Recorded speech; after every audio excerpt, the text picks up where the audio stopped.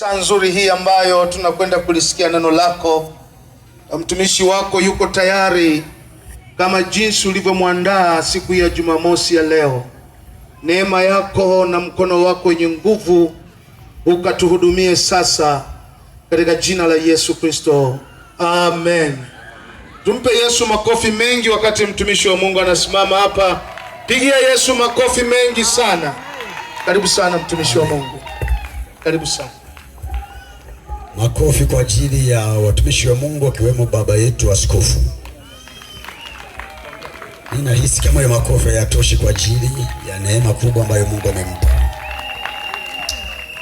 Na kusalimia katika jina la Yesu Kristo Mwokozi.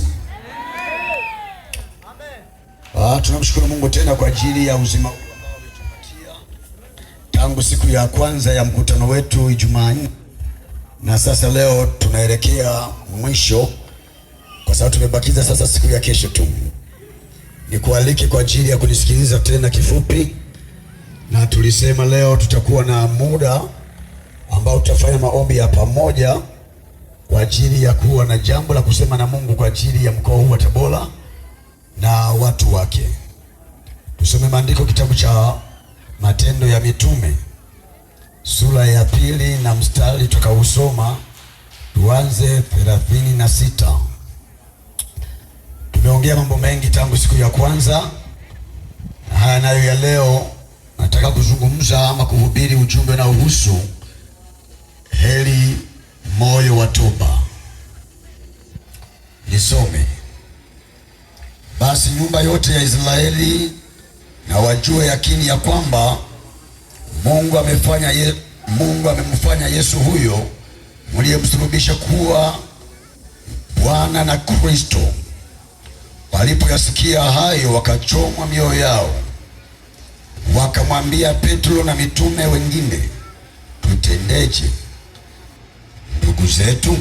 Petro akawaambia, tubuni mkabatizwe kila mmoja kwa jina lake Yesu Kristo, mpate ondoleo la dhambi zenu, nanyi mtapokea kipawa cha Roho Mtakatifu. Sema amen. Ningependa tuongeze kitabu cha Luka, sura ya 23 na mstari wa 39. Tusikie maandiko yanayosema: na mmoja wa wale wahalifu waliotungikwa alimtukana akisema, je, wewe si Kristo? Jiokoe nafsi yako na sisi. Lakini yule wa pili akamjibu akamkemea akisema, wewe humwogopi hata Mungu, nawe katika hukumu hiyo hiyo? Nayo ni haki kwetu sisi, kwa kuwa tumepokea malipo tuliyoyastahili kwa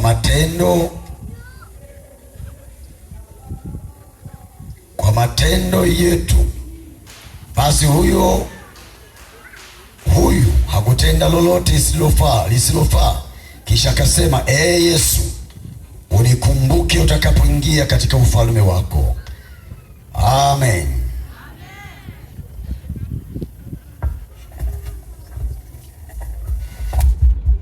Basi niombe kamanda mmoja kati ya wale vijana wetu atuhamishie hii madhabahu.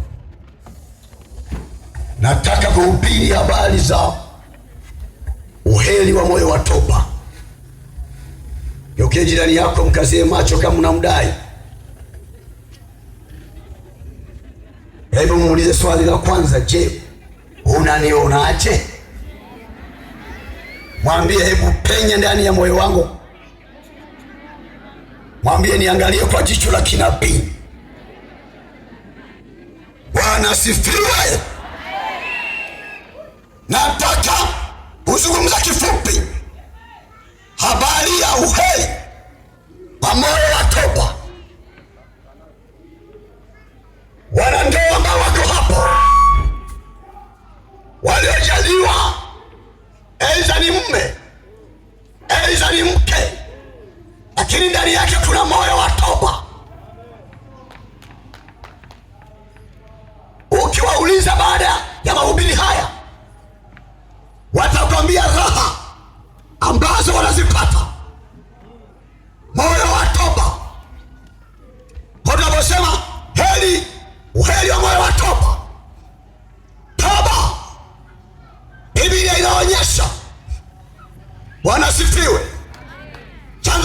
Wewe ni mtu anayekuwa na maamuzi ya ndani, anayepata ufahamu, akili ya utambuzi kwamba hapa nimekosea, hapa siko sahihi, lakini ndani anatokea maumivu, majuto.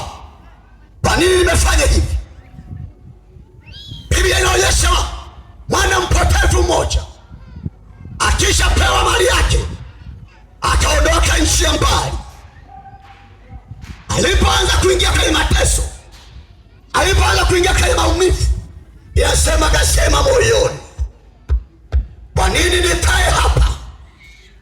Kwa nini niko hapa?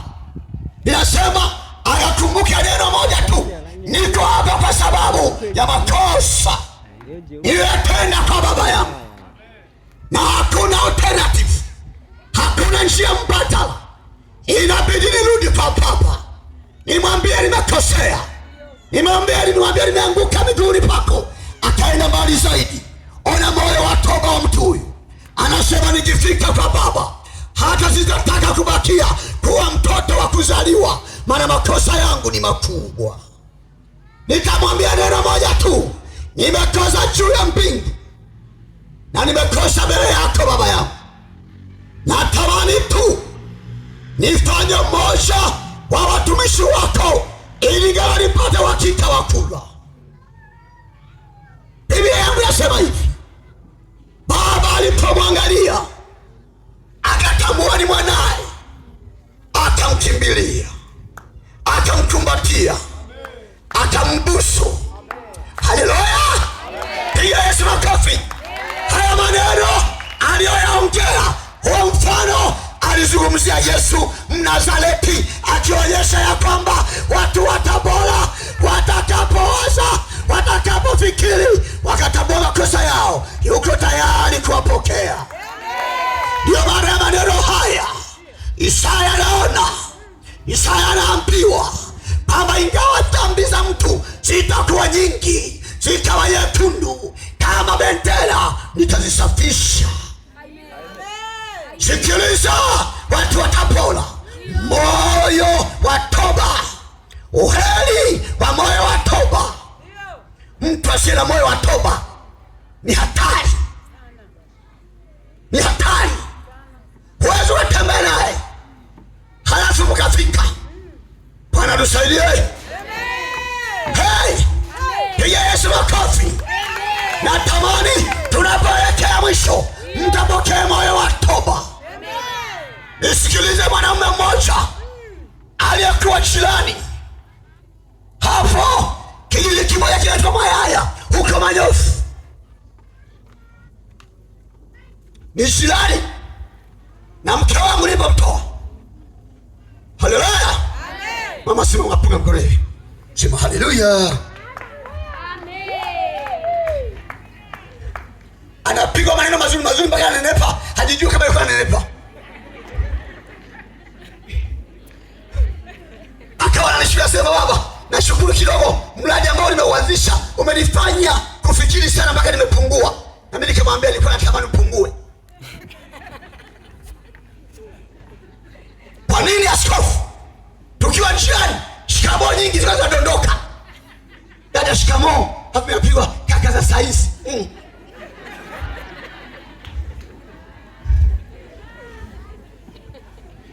Nataka ucheke, lakini unisikilize. Nisikilize. Nisikilize. Nimehubiri mkutano tarehe 12 katika viwanja vya kanisa la EAGT kambi ya jeshi la Brigadi hapo Kasulu. Mkutano kwa maelfu ya watu. Kwa nini jana nikasema inabidi apomaliza mahubiri haya tuombe sana? Ni kama naona na kile atakusikia kwamba ishi hii, anga hili, watu wana mioyo kume, lakini Bwana na watamani, lakini Bwana na wahitaji.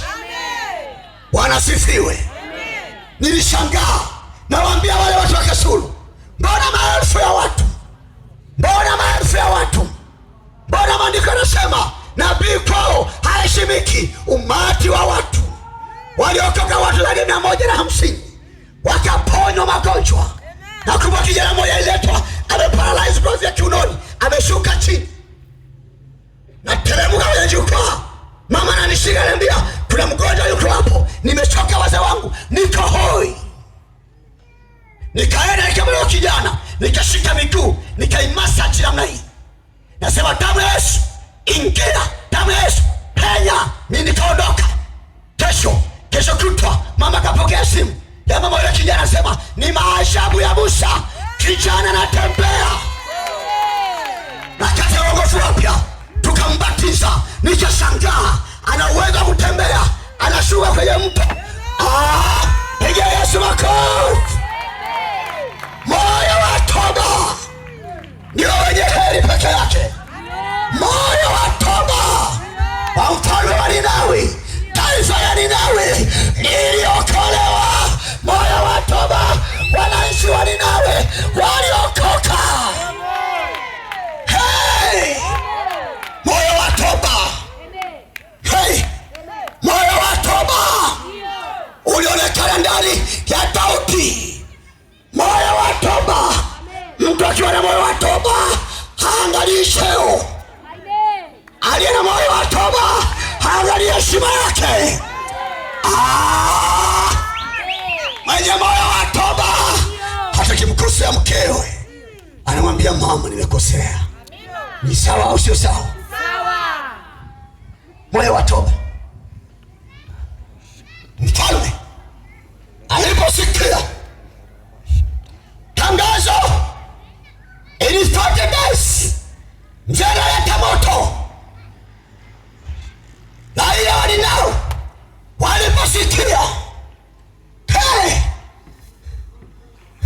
mawaziri waliposikia, sikia, mfalme wa Ninawi aliposikia, akafikiri, mimi mtawala, mimi namiliki, lakini yupo anayemiliki dunia. Yupo anayeweka watawala katika ikulu zao. Yupo aliyewaondoa watawala wakina Nebukadneza, akawaondoa bila mtutu, bila bunduki. Sauti tu moja, utaondoka hapa ikulu kwa sauti ya vishindo, nitakutupa polini. Mfalme akakaa, miaka ikaenda, kucha zinatokeza, akili anazo, ila uwezo wa kutoka kwenye hilo poli. Umande wa kwake, mvua ya kwake, jua la kwake. Umebaki wewe ni huruma za Mungu tu. Nasema ni huruma za Mungu tu. Hakuna mbabe hapa, ila ni huruma ya Baba peke yake.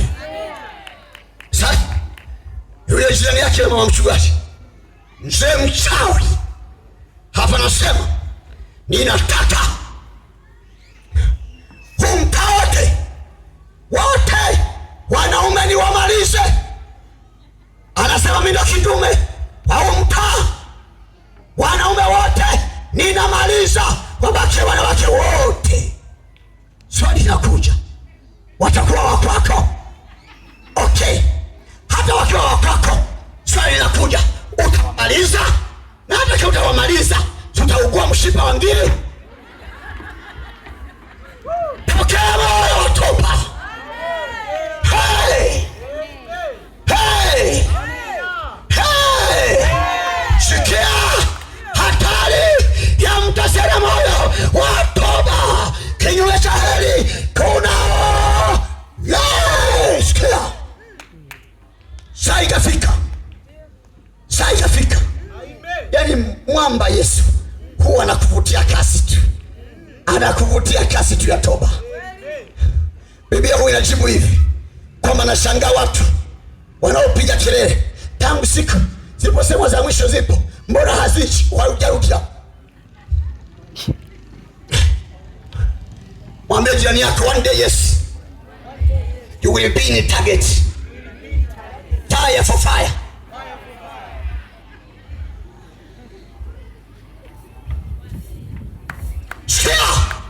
Uganga nao, uchawi nao, na kweli wachungaji, ili jamaa wanaume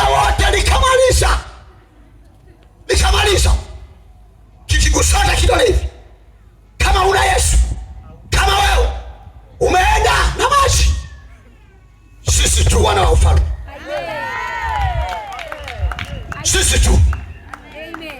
Sisi. Hey! Nilikuwa na kazi ya matofali, ya kuchoma matofali. Akawepo mama mmoja hivi. Naye ni wizard. Sasa ni mwezi wa 8 wa 9. Kimwongo kinanyesha hivi. Matanuri yako jirani. Niseme kidogo hapo. Tutarudi tena Mwayaya. Amen. Injili raha. Na uzuri. Mimi habari za huyu mwamba, hata kama nikiziongea nikiwa na njaa, njaa inaisha. Hata kama nikiziongea nikiwa mgonjwa, mtoto unaniachia. Aya. Kuna siku namkaa nyumbani, namwambia mama mchungaji, sijisikii vizuri. Ananiambia tafuta kuombea. Ukiwa mkaka kutulia vizuri, tafuta kuombea. Unatafuta mgonjwa. Ukipiga moto wabiki mzima wa afya. Amen. Mzee Mbanza utanisamehe, kinakuwa kinafyatuka kutoka kule kabla nzuri. Na nasikia raha. Piga Yesu makofi. Ina shida moja. Pamoja na aliyetuma uwe katika posisheni ya watu wenye heri na uwezo kawa kwenye posisheni, lazima pokee moyo wa toba. Hey! Sikiliza. Uwe salama. Ni hatari kukosa moyo wa toba. Jamaa kimemaliza wanaume wote, kimebaki kitume. Sasa hakujua yupe juu aliyeketi kwenye kiti cha enzi, aliye baba ya matume yote. Akitaka kugeuze macho atoke mbele aje nyuma, inaenda. Unajua wachungaji na makutano, nisikilizeni, kuna watu hawajaelewa. Kijana mmoja wakiwa wanatoka kule kanisa la Beroya, yuko Kasulu, yuko na dada mmoja mzuri wa uso, wote ni vijana, ni CCM. Wanatembea, wametoka Beroya Church, wanatembea. Yani mwanadamu, yani ni huruma za Mungu tu. Ule anajitapa. Nisikilize wewe, yule kijana sasa ni mjini na akakosa na hekima, nyumba zikaisha, kumbe nasikia mzigo, tumbo limeteuka. Anatembea apiga mpaka hivi kama anazuia mzigo. Anasema dakika zilo tulipoachana, tunaweza nyumba za wananchi, tunachana kidogo na udada. Anasema dakika zilo niliona kama nimepata muujiza wa ajabu. Anasema niligeuka tu kidogo kwenye kakitutu, kakitutu ndio know how, ni kama kakishaka fulani. Is it sure? Okay, thank you. Anasema yule kijana ghafla tu zile dakika chache ile nachutama namna hii, anasema hata Mungu utasikuweza kulifikisha, mzigo ulishashuka. Hebu jiulize, ule mzigo ungeshuka, yuko wewe dada, kuna kupata mke hapo, unatembea na jinyea. Ni huruma za Mungu tu mwanaume wewe. Ni huruma za Baba. Nilisema jana hapa, bila shaka jana, kama mwaka wa 96 pale. Usione hivi mwili hivi tumeshakula miaka. Ndio hailingani fikiri na askofu.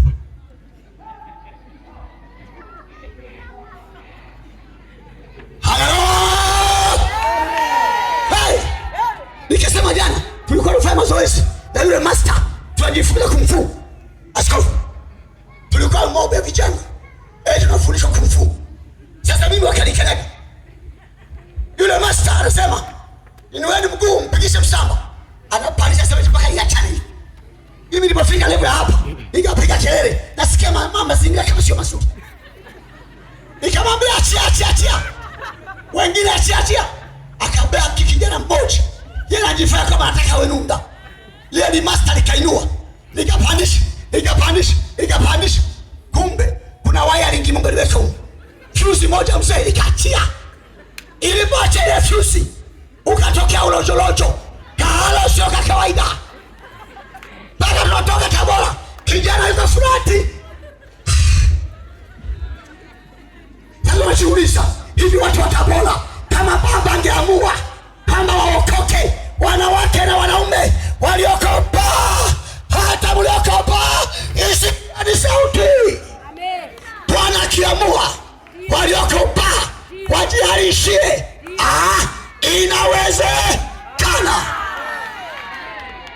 Okoka leo, pokea moyo wa toba leo ili uwe salama. Sikiliza, Yesu kwa msalabani, kushoto jambazi, kulia jambazi.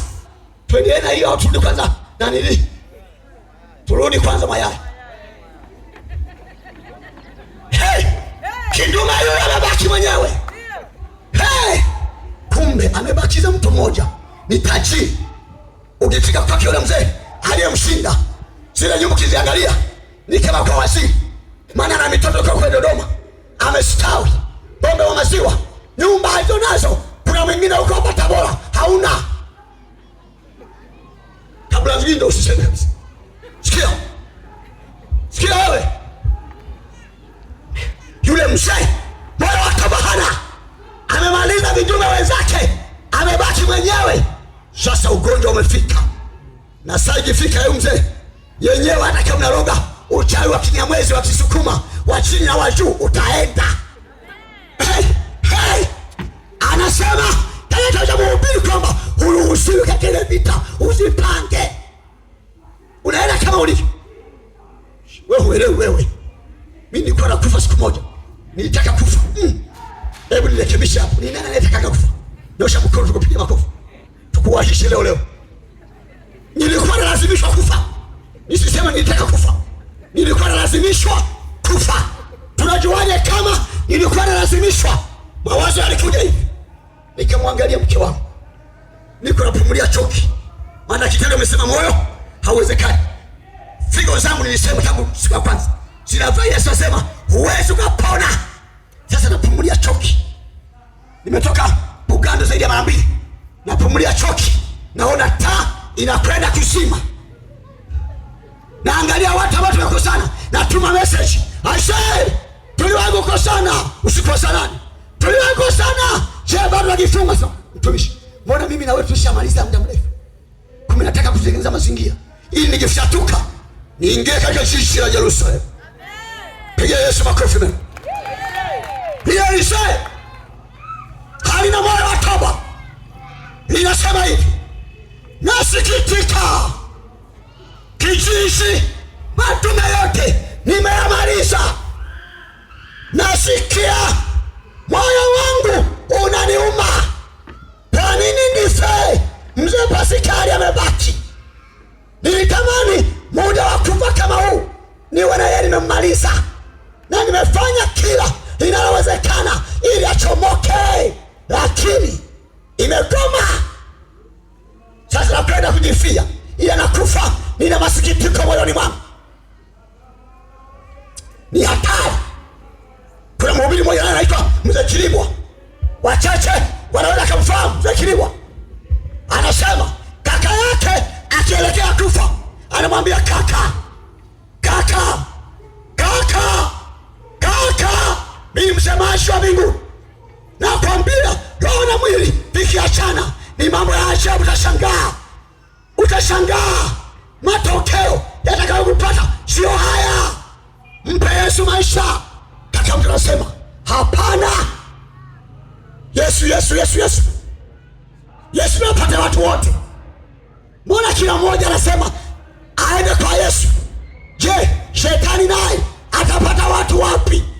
Mimi mwenyewe kwa hiari yangu mwenyewe na akili timamu nimeamua niwe upande wa shetani. Toka hapa, kanarusha Mungu hata uendi, maana roho ya kifo imekakabili. Mchungaji anasema kaka, najua kaka. Anasema toka hapa, mpaka anafariki dunia. Anasema Yesu, mimi simtaki, nataka shetani. Kaka nakata moto. Shida moyo wa toba hakuna, ni wewe umebaki. Tumehubiri siku ya kwanza, tumeenda siku ya pili, tumesema uzuri wa Baba ulivyo, tumesema matendo makubwa, tumekueleza habari ya kuamini. Na jana nikasema hata wagonjwa ambao kwenye mkutano huu wanaweza kaondoka bila kupona. Sio Mungu mwenye shida, shida ni wewe. Shida ni wewe. Nilisema alikuja Msukuma mmoja kutoka Shinyanga, anapita Kasulu, anaaga ndugu zake, naenda kwa Mamposa ili nipate mafuta, nikasalimika. Shemeji anamwambia hapana, Kasulu hapa kuna watu wamembeba Mungu. Anasema hapana, kaka amekufa kwa homa ya ini, mdogo wangu amekufa kwa homa ya ini, na mimi tena imenipata, na bahati mbaya hao nao waliombewa na bado wakafa. Msinidanganye, mimi naenda kwa Mamposa. Yule mama kwa sababu Mungu akamtenda miujiza kwake, akamwambia usiondoke, twende kwanza. Nilipoomba naye